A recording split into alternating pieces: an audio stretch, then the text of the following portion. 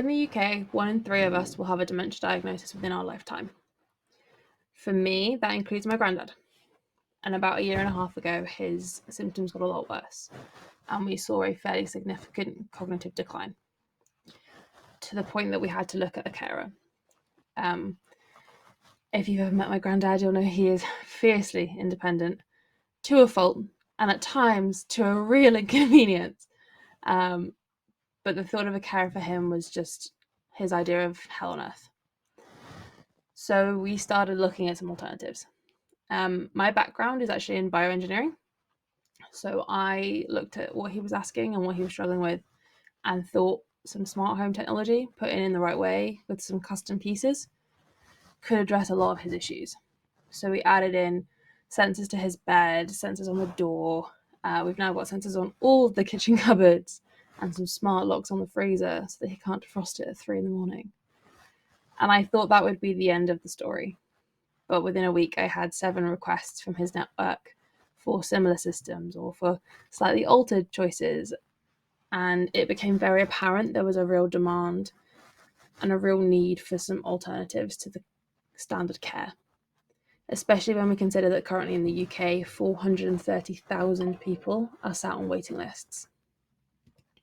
When we look at the market in a bit more detail, we can see this huge expected increase in dementia patients.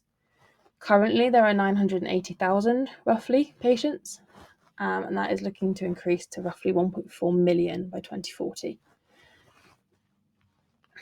If these numbers don't show the growing need, when you add that into the vacancies that we're currently seeing, which are also predicted to get worse, and then you look at the spend, it paints a very bleak picture, but also a big opportunity.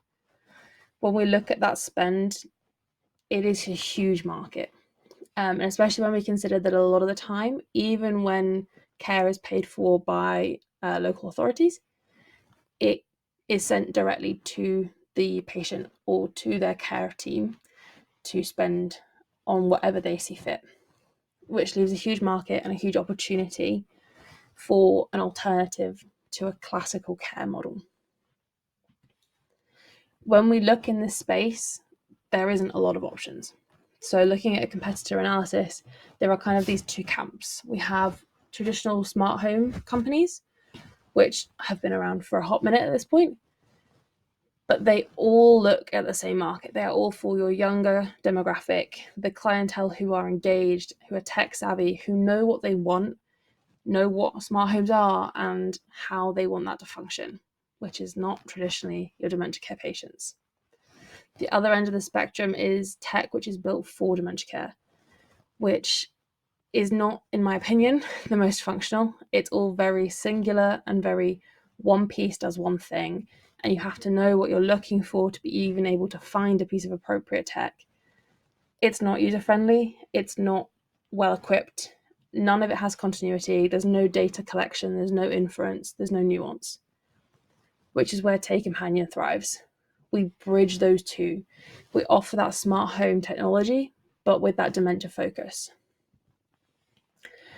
And you can see this opportunity in the profits that we're hoping to see. Obviously, we are pre-revenue, so there is a higher level of variation than some companies that are further along, which we have built into the sensitivity. But we are hoping at the 5-year mark, we'd be looking at a 2 million profit with roughly a 3 million turnover. And what we're looking for today is 250,000 to help us with an initial stock purchase, so we can get those bulk deals with the stockists. But it also means that we can offer this rental model. So when we spoke to potential customers, both patients and carers, a lot of them didn't have the means or didn't want to invest in the tech all in one go. When you've not seen it in action, when you've not tried it in your home, it's a big ask for them to pay for a whole system. Where if they can rent it out from us, it's a much more achievable and much more encouraging option. I'm also really interested in any mentors who would be in the social care startup sector or any connections from that social care industry or medical technology sector. Thank you for listening and for your time today.